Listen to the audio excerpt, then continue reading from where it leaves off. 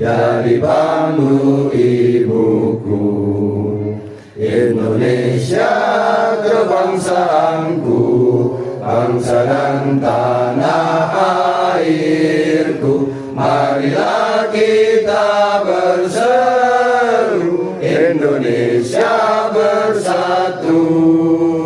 Hiduplah tanahku, hiduplah negeriku, bangsaku, rakyatku semuanya. Bangunlah jiwanya, bangunlah badannya untuk Indonesia Raya. Indonesia Raya, merdeka, merdeka, tanahku, negeriku yang ku cinta. Indonesia Raya, merdeka, merdeka, hiduplah Indonesia Raya. Indonesia Raya, merdeka, merdeka, tanahku, negeriku yang ku cinta. Indonesia Raya, merdeka, merdeka, hiduplah Indonesia Raya. Bismillahirrahmanirrahim. Wal 'asri innal insana lafi khusr illa alladziina aamanu wa 'amilus shaalihati وتواصوا بالصبر والعصر إن الإنسان لفي خسر إلا الذين آمنوا وعملوا الصالحات وتواصوا بالحق وتواصوا بالصبر والعصر إن الإنسان لفي خسر إلا الذين آمنوا وعملوا الصالحات وتواصوا بالحق وتواصوا بالصبر. يا الله يا الله ارحمنا والمسلمين صبر.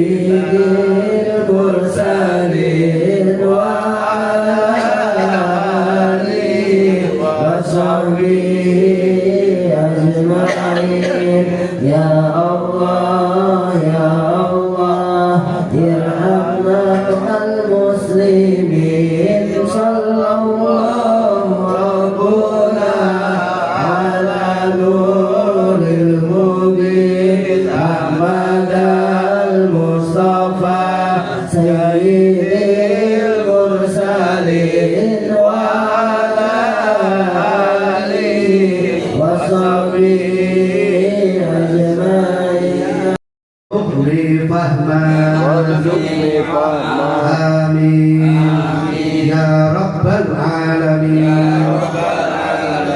Bismillahirrahmanirrahim. Alhamdulillahilladzi an'ama 'alaina wa hadana ila dinil Islam wa ja'alana syahrul mubarakan wa rahmatan linnas.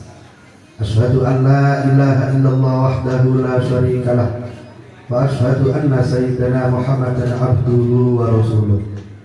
Allahumma salli wa sallim wa barik ala sayyidina Muhammad wa ala alihi wa ashabihi wa sallim tasliman katsira. Amma ba'd.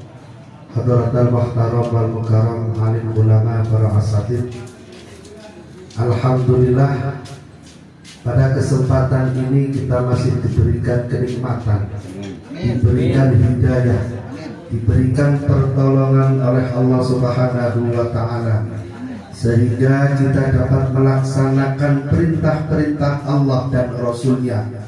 Semoga semua amal perbuatan kita diterima oleh Allah Subhanahu wa taala. Amin amin ya rabbal alamin.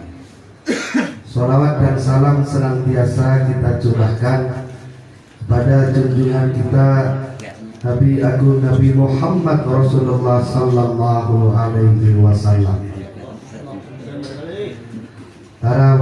hadirin jamaah yang dimuliakan Allah Subhanahu wa taala.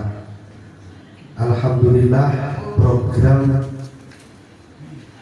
pengurusan NU Ranting Ragunan malam hari ini bisa merealisasikan programnya, yaitu Lailatul Ijtima. Di antaranya yang diisi dengan hadrah dan juga dilanjut dengan kajian kitab Minhajul Abidin. Masya Allah, ini kitab tasawuf.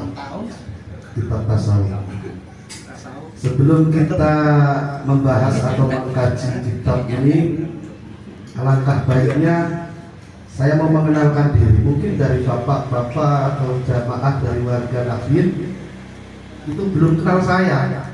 Nah, katanya tak kenal maka saya. Ngaji tapi koyo nggak kenal yang baca kitabnya, yang nggak enak. Nama saya Muhammad Iqbal. Nah, ini ada tulisannya Muhammad Iqbal. Saya tinggal di Ragunan itu sudah lama, sudah beberapa hari, 4 tahun. Taubat. Taubat ialah menyesali kesalahan lama dan membangun diri dengan perbuatan baik. Itu namanya taubat.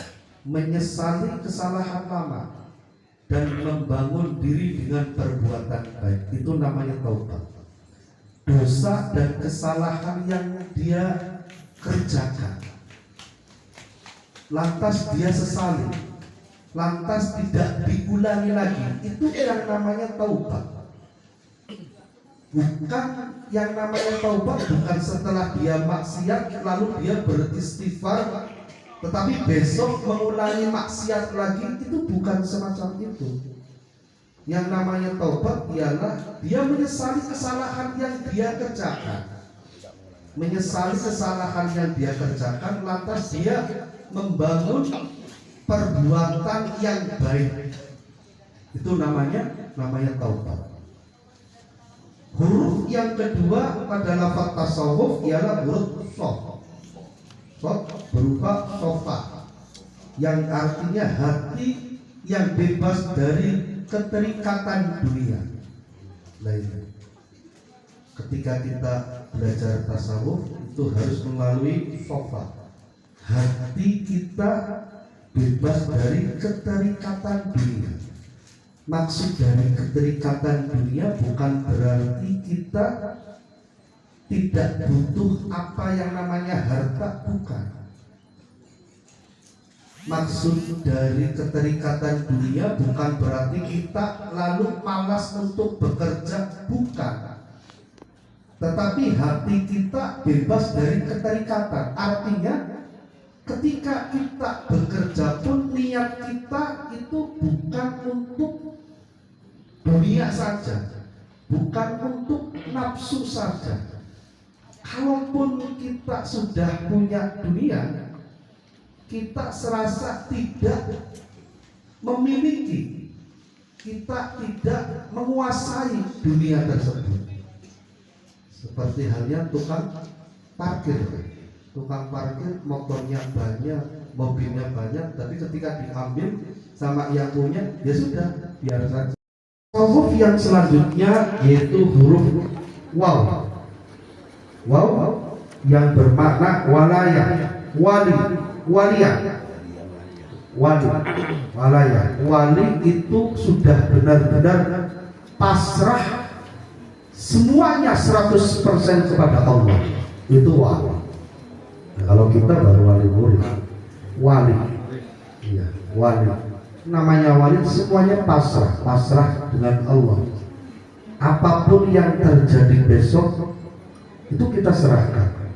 Jangan sampai kita mempunyai angan-angan besok kita mau makan apa, anak kita besok mau jadi apa. Ini kufur yang tidak terasa, menghina Allah, menghina Islam. Bukan cuma dengan cara membakar masjid, bukan cuma dengan cara membakar Al-Quran, bukan. Tetapi kita mempunyai hati, besok saya mau makan apa, besok anak saya mau jadi apa? Ini sebuah bentuk penghinaan untuk Allah Subhanahu wa Ta'ala. Karena langkah apapun yang besok yang akan terjadi itu sudah ada gambaran, sudah ada skenario dari Allah. Jadi tidak perlu khawatir. Kalaupun kita mendidik anak kita, yaitu kita niati semata-mata itu kewajiban orang tua terhadap anaknya. Bahkan ada sebuah hadis yang mengatakan barang siapa mendidik atau menyekolahkan anaknya dengan tujuan dunia, la raihatul jannah, maka orang tersebut tidak akan mencium bau surga. Na'udzubillah. Ketika kita menyekolahkan anaknya, memasukkan anaknya sekolah, mendaftarkan anaknya kuliah, semata-mata hanya untuk tujuan dunia, supaya kamu pinter. Ketika kamu pinter, kamu bisa jadi dokter. Ketika kamu pinter, kamu bisa kerja enak. Semata-mata hanya urusan dunia. La ra'ashatul jannah. Orang tua yang semacam ini tidak akan mencium bau surga. Jangankan mencium, masuk surga, baunya saja tidak akan terjadi. Terus harus bagaimana niat kita? Ya sudah, ketika kita menyekolahkan atau mendidik anak kita, itu semata-mata kewajiban orang tua dengan anaknya, itu saja. Tidak usah ada embel-embel supaya kamu pintar, supaya nanti kerjanya enak. Jangan sampai semacam itu. Kita niati ini semua kewajiban orang tua terhadap anaknya. Dan jangan sampai ketika kita mendidik anaknya, setelah anaknya kuliah selesai, dia bekerja, setelah bekerja dia malah nikah.